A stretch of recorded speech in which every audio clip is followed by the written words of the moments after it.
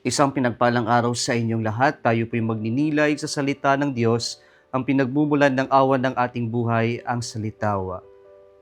Mga kapatid, sa ating pamantasang mga tao, ang hustisya ay kapag tayo'y ginawa ng masama, nararapat lamang na maparusahan, na mayroong ding parusa na may papataw sa taong gumawa ng masama sa atin. O yung hustisya na tayo'y dapat maging even, pantay sa kung ano yung kinuha sa atin, yun din ang ibabalik sa taong nakasama sa atin o gumawa ng masama sa atin.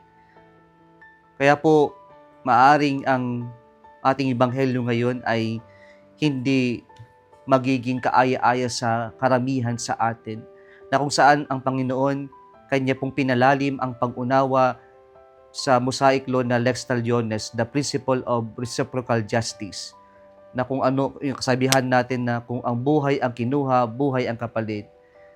In fact, that this law is actually trying to uh, control yung galit ng tao na hindi dapat lalagpas sa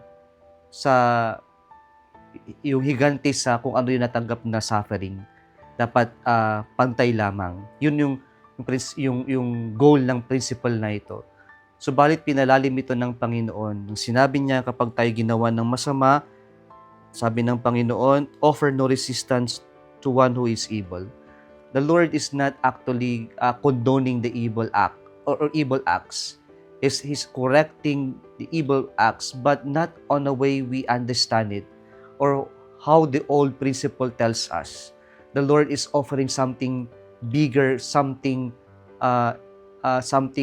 deeper or profound. At ito yung pagkapanalo ng mabuti.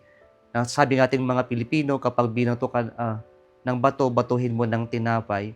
In other words, the Lord is telling us we cannot change people who wrong us by doing or inflicting evil on the people who wrong us. But the Lord is telling us, or teaching us, we can change the person who did something wrong on us by doing good to him. Yung babaguhin natin siya hindi sa kasamaan, hindi sa pighati, pero babaguhin natin yung tao sa pamamagitan ng paggawa ng mabuti.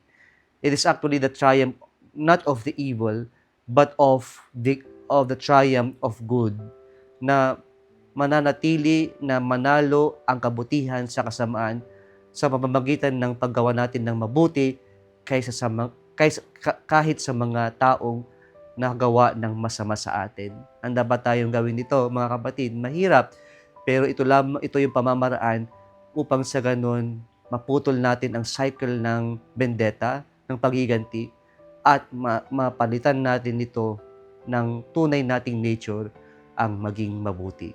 Kung nagustuhan mo ang video na ito, huwag kalimutang mag-like, i-share at mag-subscribe sa Salitawa Facebook page and YouTube channel. Muli isang pinagpalang araw sa inyong lahat.